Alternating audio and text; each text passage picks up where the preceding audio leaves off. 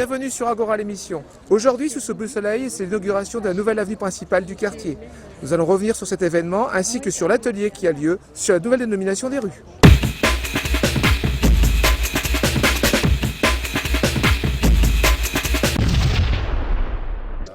La cérémonie a débuté côté Saint-Nicolas où Madame Cardon a symboliquement inauguré l'avenue en coupant un ruban.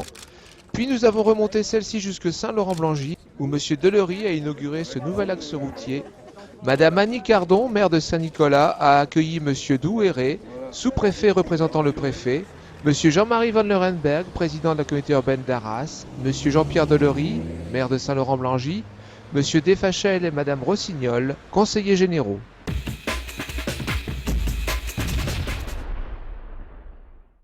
Donc vous dire que je suis ravie, mais je pense que vous le devinez, de vous accueillir au bord de notre centre social et culturel, sous ce soleil radieux, pour inaugurer la nouvelle voie principale du quartier des nouvelles résidences.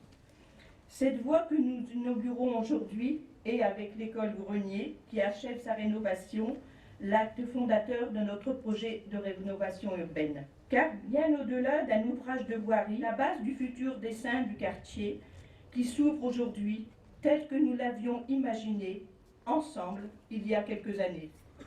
Créer une nouvelle centralité de quartier, le rendre plus attractif, améliorer son accessibilité notamment aux équipements publics et commerciaux qui sont nombreux et surtout améliorer les conditions de vie des habitants. Avec mes collègues élus, nous avons la volonté d'améliorer le cadre de vie de nos concitoyens, les uns et les autres, par vos engagements respectifs. Vous nous aidez à ouvrir le chemin symbolisé par cette rue aujourd'hui.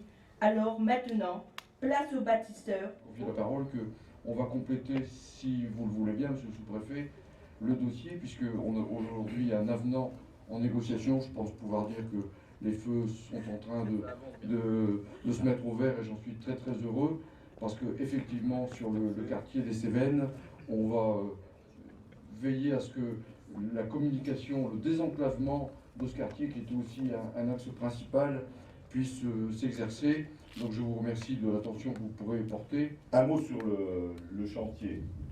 1 700 000, si je ne me trompe, Gaëtan, 40% à la charge de la communauté urbaine dans le cadre d'une opération en rue, bien montée, bien menée.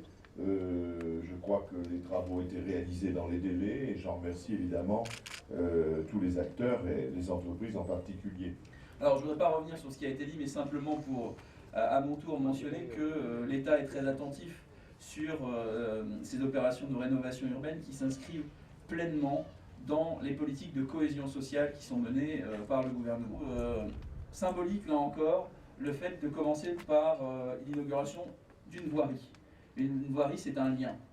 La cohésion sociale, c'est la recherche de liens entre les personnes. Et je crois qu'on est en plein dans ce qui doit nous occuper en matière de cohésion sociale, cette liaison entre les gens pour faire que la vie, quel que soit le quartier dans lequel elle se situe, sera évidemment plus belle demain.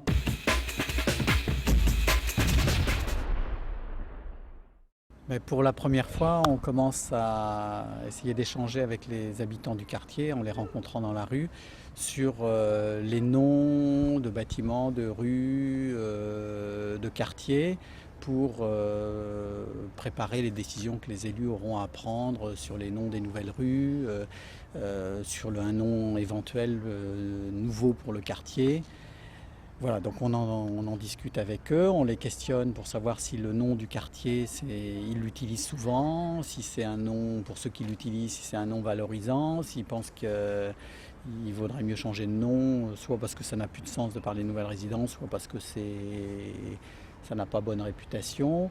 Et puis on leur demande sur le plan pratique s'ils pensent que qu'on les trouve dans leur immeuble, le nom de l'immeuble suffit ou s'il est important d'avoir un nom de rue en plus, un numéro de rue. Donc on voit que les avis sont très partagés sur le sujet. Résidence des Champs, moi je dis. Moi j'aime bien. Si jamais c'est ça, Résidence des Champs, c'est moi qui viens inaugurer la première. J'aimerais bien, c'est rue Anaïs.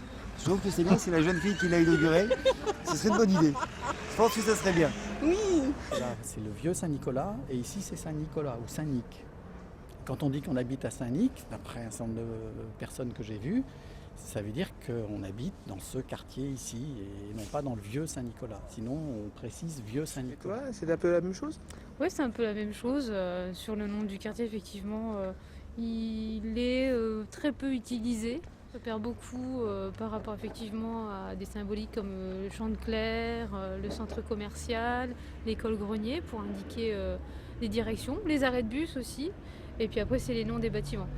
Ils sont plus attachés, surtout pour les nouveaux bâtiments, à avoir effectivement des noms de bâtiments, des numéros d'entrée et numéros de porte pour bien se repérer. Sur les noms de rues, certains apprécient le fait que ce soit relatif à l'histoire, des notions de solidarité, une proposition de place Coluche. Donc il y a quelques petites idées qui sortent. D'autres préfèrent l'aspect plus directionnel. Ça indique vraiment une direction. Ils ont parlé de la rue Saint-Laurent-Nicolas. Donc voilà, il y a quelques petites idées comme ça qui sortent.